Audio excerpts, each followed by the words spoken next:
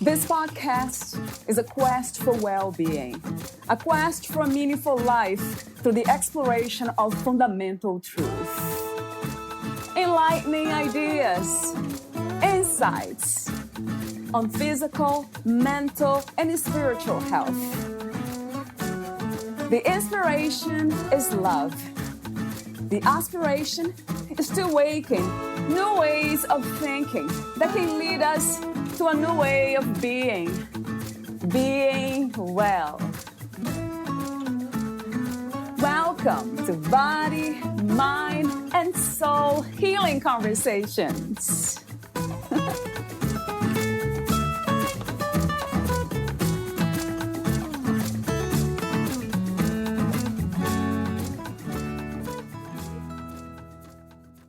Holotropic Breathwork is based on the belief that each of us is guided by our own intrinsic wisdom, and that the opportunity for healing past traumas of the physical and/or emotional body, or opportunities for opening a new doorway to creative flow, lies within us, always available, as we become more aware of our natural ability to awaken our authentic selves and our highest potential. Journeying in this expanded state, our psyche allows select biographical, transpersonal, or mythological spiritual material from our internal landscape to float to the surface of our conscious mind. As we feel safely supported, we are more likely to give ourselves the space and permission to work with and integrate this material for deeper understanding. The term holotropic means moving toward wholeness. Valeria interviews Yulia Mesherer. She is a Russian-born distinguished Grof-certified holotropic breathwork facilitator, dedicated to the transformative technique developed by Stan and Christina Grof.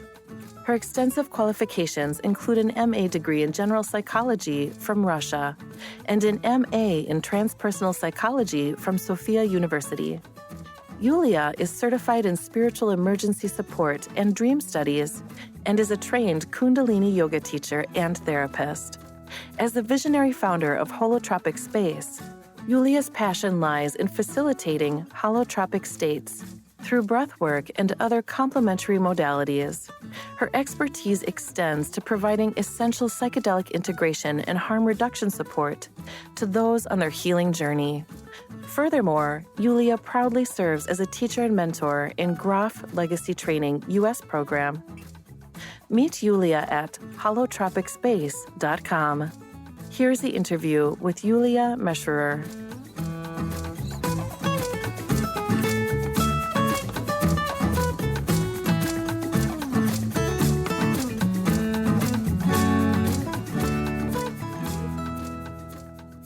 In your own words, who is Yulia Mesherer?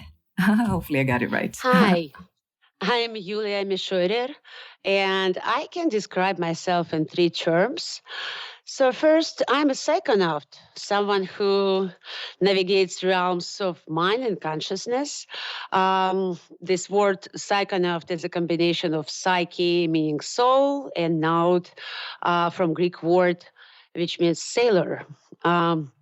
So navigation through mind and consciousness is available for me through meditation, therapeutic psychedelic work, and of course, holotropic breathwork. Psychonauts usually have a purpose to gain insight into the nature of consciousness.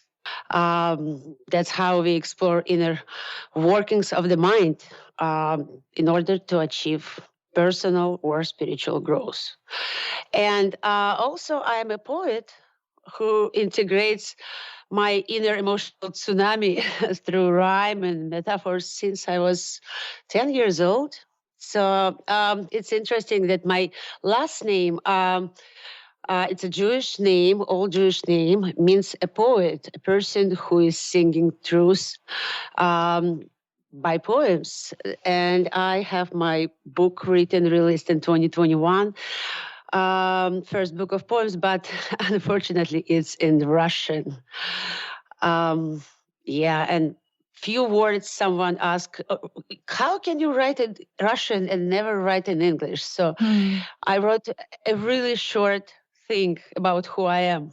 Drumming loud, here I am, early morning, folder spam. Little girl is going crazy. Writer writes about dancing in the wild. And third, but not last, I am facilitator of growth breathwork, guiding folks through uncharted lands of their unconscious mind by creating safe, supportive container, um, letting them go into deep self-discovery. Yes, wow. You said a lot there. How wonderful. It's really beautiful to see the uncovering. A lot of times I don't even use the word discover, but uncovering of what we are and not even who we are. So I never heard about Grove's breathwork, holotropic breathwork. I never heard about this before. So this is the first time, but I'm familiar with, of course, breathwork and consciousness exploration. So how did you discover, how did holotropic breathwork found you, Julia? It was a long, long time ago. When I was 14, I was a really sick child. And I met a person who teach us how to read faster. And one of the exercises, it was a breath work. He probably heard about Stan Grove's work, but wasn't certified definitely. And I went through really profound but difficult experience, which really turned my life path. I have a little description how it was, but it's kind of like a movie screenplay. Yeah. So I would say just in a few words that I found myself in a cosmic void, experiencing fear, hopelessness. But amidst that, I saw something which could save me. It was a hand with me, flying around in nothingness with the same speed, so which I reach. And I came out having no understanding what just happened to me. So this experience set me to a quest to understand that. I pursued psychology in Russia, then moved to United States, and here discovered work on Stan Grove. It led me to my education I chose an education in transpersonal psychology because I think transpersonal psychology techniques and methods really help others to find inner power for growth, love, compassion. Yes. Inner power. That's an interesting concept, isn't it? What would be the goal of inner power? Actually, what is inner power? How would you describe that, Julia? Inner power, it's an interesting concept. I would rename it into inner healer. Yeah. We believe that through the growth studies, I believe that we all have inner healing mechanism in the psyche that brings us to attention and opportunity to reliving our unresolved issues and memories. In holotropic breathwork, we usually do not guide people through their experience, but following their inner healers, facilitating their process in a safe setting. So inner healer, it's our own guard, I would say, and connecting to it really gives us opportunity to be authentic and more aware. That's a big one, isn't it? To be authentic is another question that I usually ask. How authentic can we be in a sense of sharing the truth that we find? Because a lot of times we don't have too many people to talk about these days. Deeper truths that we have found. How do you do that? That's actually a good question for you. You're asking how how I'm trying to be, it's the whole life is for me is a journey and involving personal growth and connection. And I just consciously learning how to be myself and give support to people with intention and compassion. So it's about responsibility, healing yourself, finding your authentic self gives us permission to work with others. So we don't have this prism of our defenses or traumas. We don't have many triggers. We don't project on people when we work some altered states, for example. Yeah, so to be authentic, it's difficult, and it's a path, continuous path. Yeah, I never heard it that way, as a path to connection, to happiness, to peace. So true. I absolutely believe that. And it is an art too, isn't it, in a way? We need to be courageous to express what really it's here, trying to be expressed. So with that in mind, I wanted to ask you a question about what do you have there on your website? So I read the homepage, and you say, I strongly believe in the healing power of non-ordinary states of consciousness. So how would you explain that, what those states are, non-ordinary? Let me tell you first what holotropic state, altered state means, because Stan Grove, who developed this method of self-discovery, holotropic breathwork, he is a researcher and psychiatrist from Prague. He was curious about different traditions and modalities. When people get into some trance using dance, using singing, using breathing, plant medicine, and he explored that there's a big healing potential in these non-ordinary states when we can reach hidden tendency, hidden patterns in our life and unfold and relieve some energy blockages there. So he started his exploration with LSD in early 60s, and he found out that people when they go into, they called it experimental psychosis, uncover so many different things which was hidden in their psyche, and relieving this in a situation when person supported and taken care of could really change the way of viewing the world. It could change many things for the person who is trying to find out answers inside, not relying on others, when he's not relying on wealth and happiness to outside the world. Yes. So in a way, these non-ordinary states of consciousness, they show us something that is obvious, but we are not able to rationalize them and kind of understand them in a logical way. So that makes a lot of sense to me. From my experience doing different things, I have not done psychedelics intentionally, but I have been, that was given to me when I was doing meditation in France. And that it opened up a lot, although it was not voluntary. I didn't set an intention and all that, but it made me see so many things that I had actually intuitively, I knew that that was true, but it's almost like we need the experience of that. So it's very interesting to know that not only psychedelics, which is very known, psilocybin, LSD, that they can do that for us, but also holotropic breathwork, that I did know. So that's really great news, because most people are actually afraid of taking psychedelics. So that's a beautiful invitation, isn't it, William?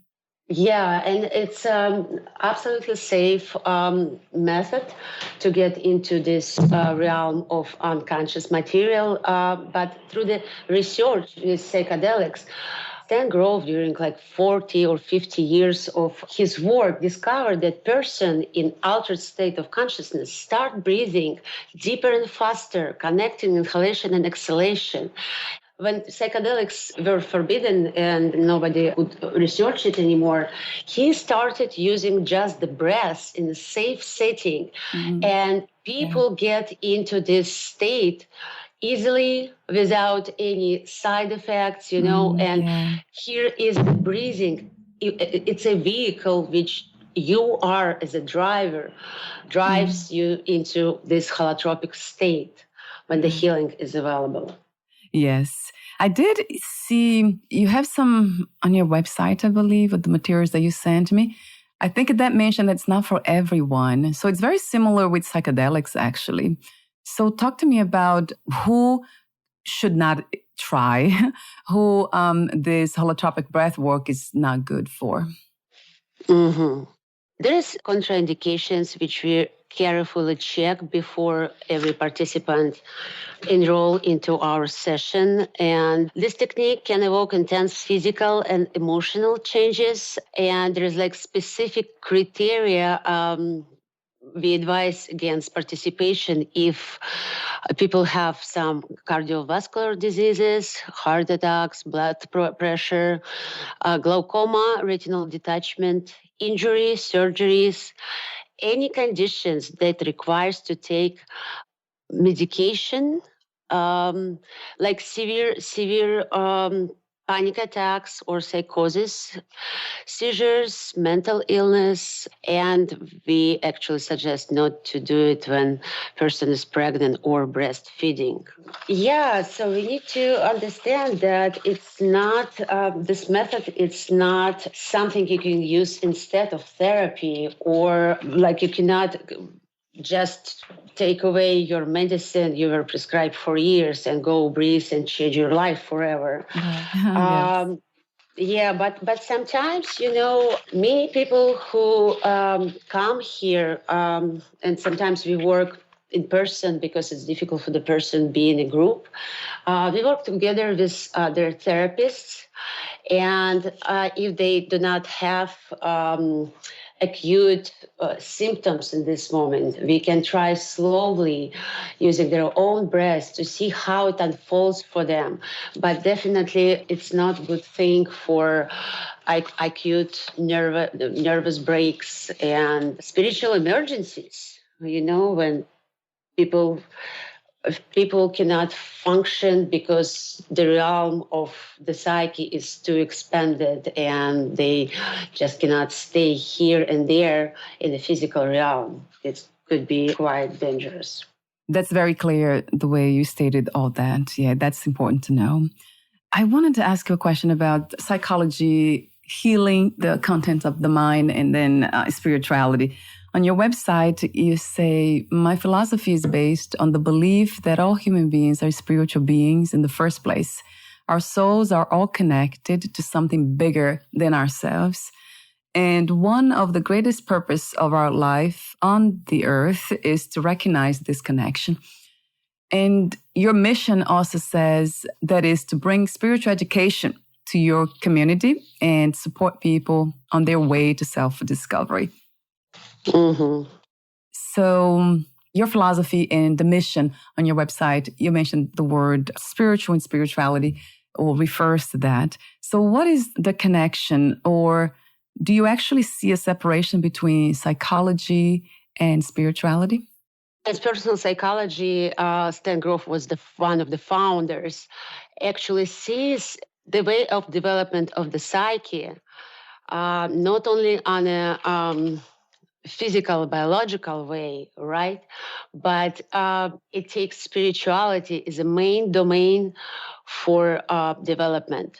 So spirituality is the conscious movement of individual towards self-realization and actually ego transcendence, something behind our own ego. And I love the quote of, I forgot the name of it. I'm very bad with names. I'm sorry.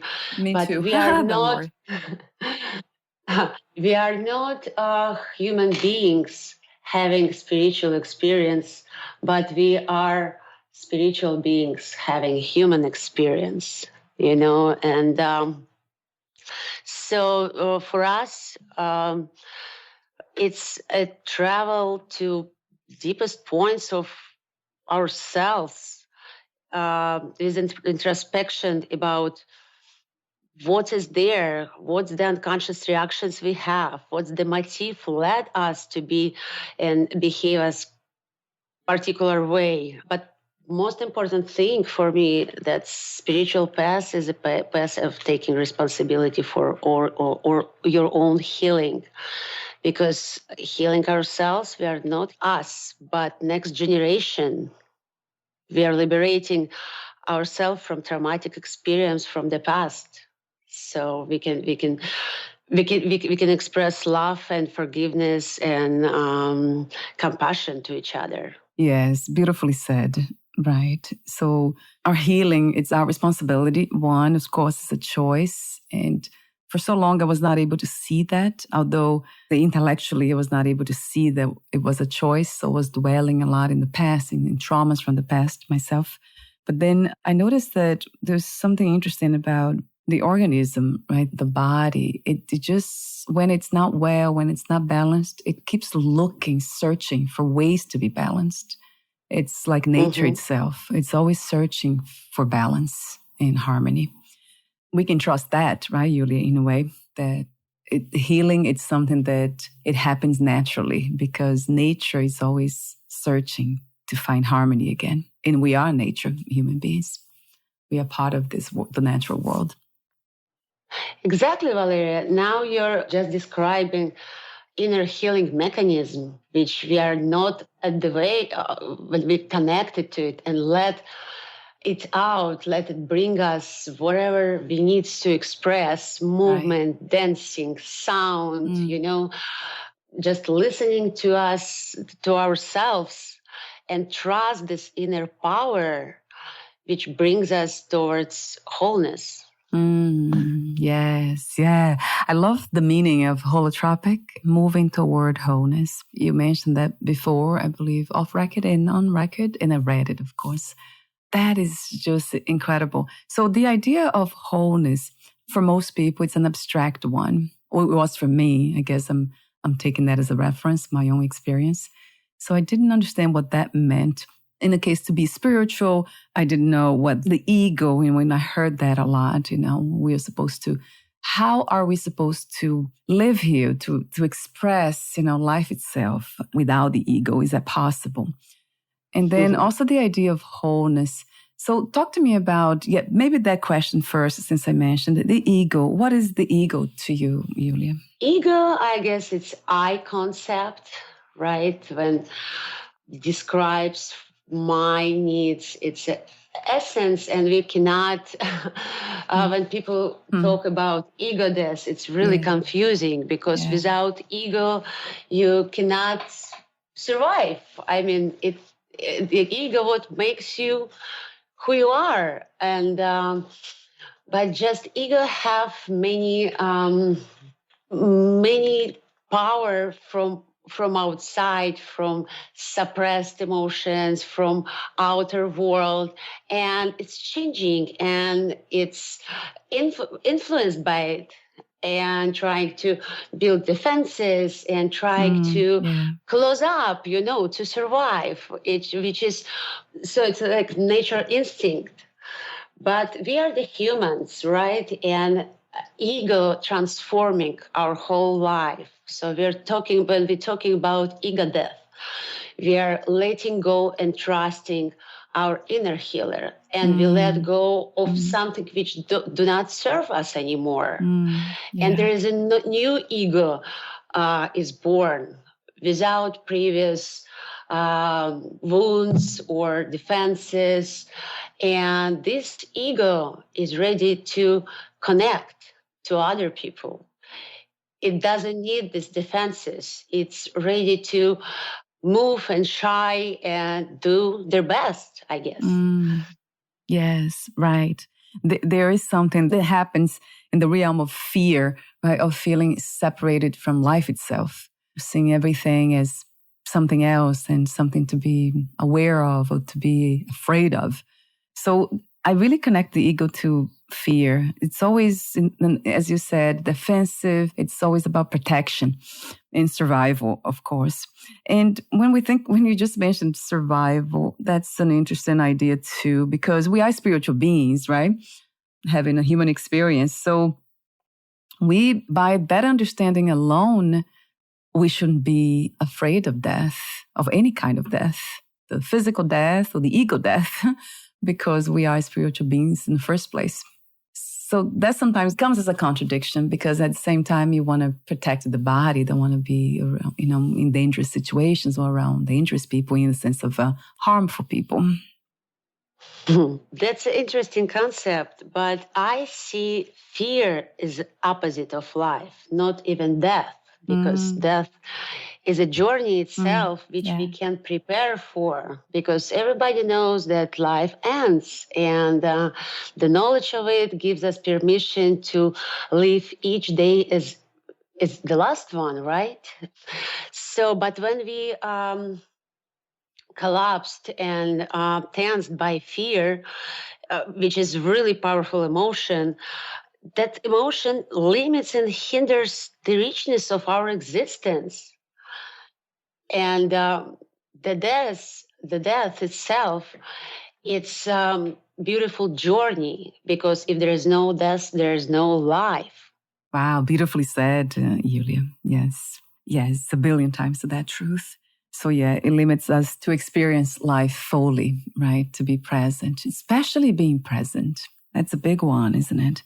Most of us are dwelling in the past, in the realm of the mind, past, future, and we are never really here in the here now. Although I don't see the here now as a space or time, something that's fixed. But there's something about being present. You see, present feels better than in the moment, because then implies time. And I know that the spirit lives in the timeless. There's no time there. So this is another conversation, I would say, right? About the idea of time, the concept of time too. So there's something else that caught my attention within the holotropic breathwork. It says it is believed to have healing potential for several reasons.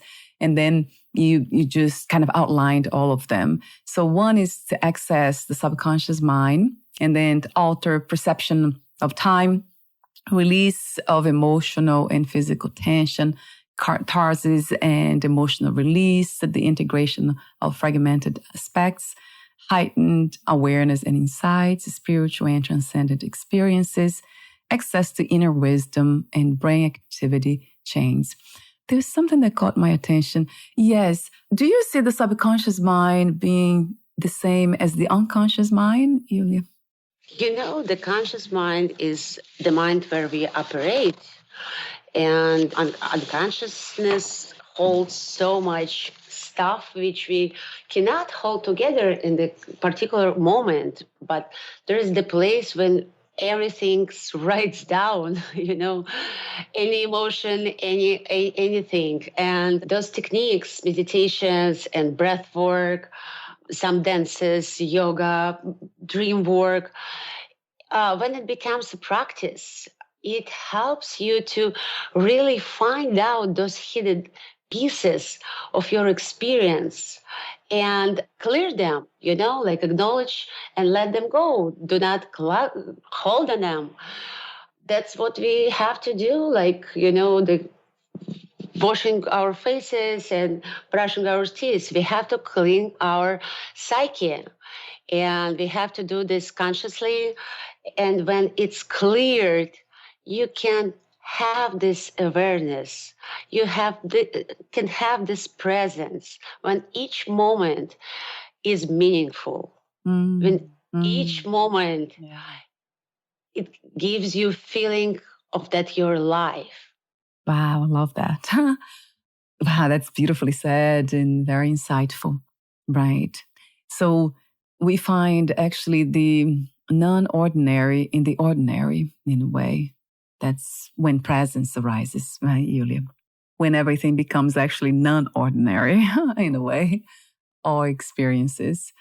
It resonates true to me. One of the aspects of altered states of consciousness that I have experienced, and it kind of guides my actions and my thoughts, the way I relate to people and everything I do, is it's the knowledge that everything is interconnected, is the knowledge that the essence, the substance of existence is one, it's not two. So that is a principle with non-duality teachings, which I am a student of Vedanta. But it's really something that it's very intellectual and, it's knowledge-based, and not easy to kind of bring it into the body and kind of experience that from moment to moment. But that really stays with me, something that never leaves me. This knowledge, this felt understanding that everything is connected. And even worse than that everything is shared, everything is one in a sense of having one essence, one absolute reality. That really changed everything for me. Incredibly. Yeah, it made a huge difference. And I guess with that in mind is that if everyone could have a glimpse into that, truth, doing the work that you're suggesting, your beautiful work with the holotropic breathwork or any other means, then this reality, the relative reality, would be very different, I believe, Yulia. Very different. Yeah, I just remember conception of God my son gave me when he was 6 years old. Yes. He said that, Mom, don't you know that we all have like part of God inside of us and it's always there and it's located in the heart. He put his little palm on the heart center. And if you don't know what to do, you have to quietly listen to your heart and you will feel if it's correct what you're doing or not. Wow. And I think this explanation of God for me became the most most beautiful one. Think about interconnection.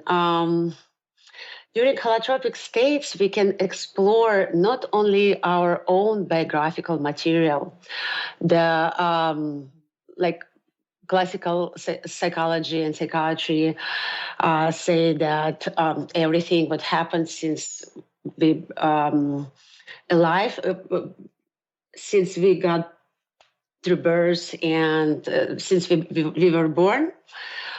So everything affects to our behavior. But Stan Grove actually expanded cartography of the psyche and described how our psyche forms during the period when we are in the womb. And so the psyche goes through 4 stages of development there. And it correlates to particular stage of birth. So during this experience, we can get into this state, which we call perinatal. Oh, yes. And it's very difficult to verbalize, but we can explore memories and insights and sensation of the fetus while we were inside. But even more, during this experience of breath work, we could connect to the collective unconscious. We can travel, and that's how you understand this unity of the consciousness, right? So you can really explore being, I don't know, an eagle or a rainbow goes around the earth. So you can feel like, and it sounds weird, but when you feel it, explosion of the planet and you're the planet going through the galaxy, you kind of start to believe about this connection. Yes, right. So it takes an experience, which is not an ordinary one, right? It's not a day-to-day experiences that most people have. Yes. In working with the breath, I just talked to somebody yesterday about that. Anna, her name. And we were talking briefly about how she said the breath bridges not just the unconscious and the conscious and unconscious, but all worlds.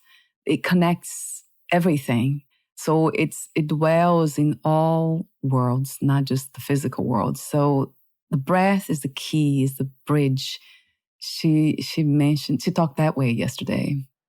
Yes, and that's interesting that we are having this conversation today about breath work. Thank you so much, Yulia, for doing what you do, for being open to life, as I said off record, to this point of searching for healing within your own being and then passing the good news on and, getting involved in really getting this out there so more people are invited to do the same. Thank you. Thank you very much for having me here. And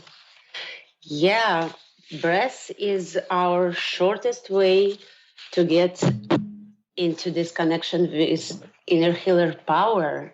And with the support and in a safe setting, we can safely explore our deepest corners of our psyche and learn from it.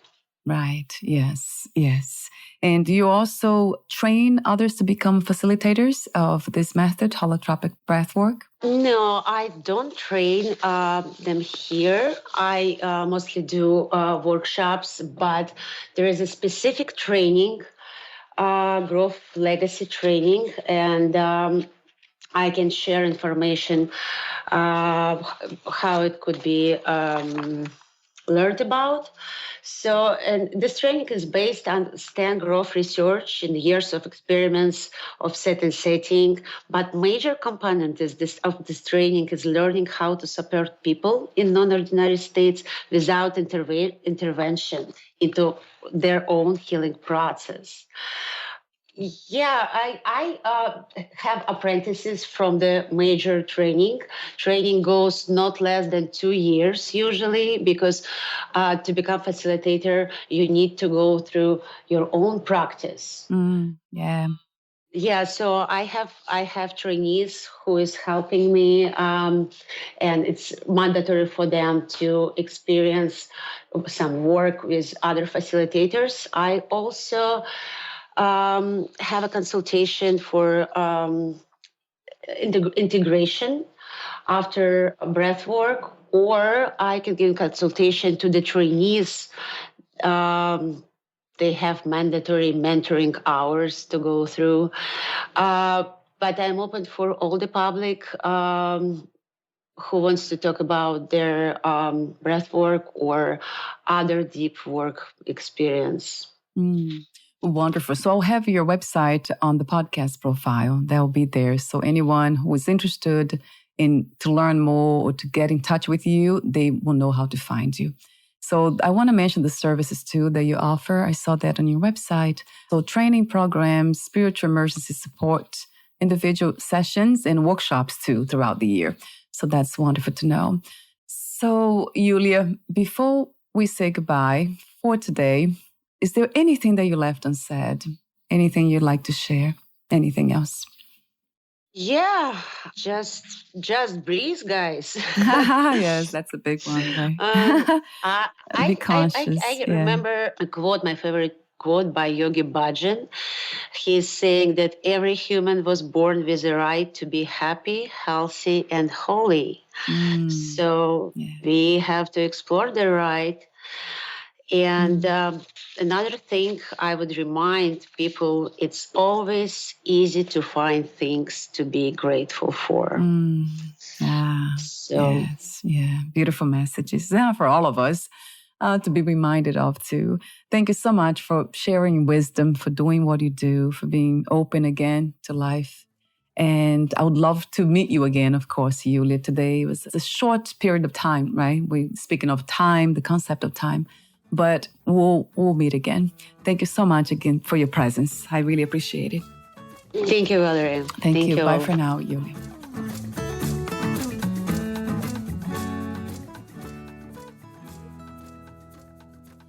Thank you for listening. To learn more about Yulia Mescherer and her work, please visit holotropicspace.com.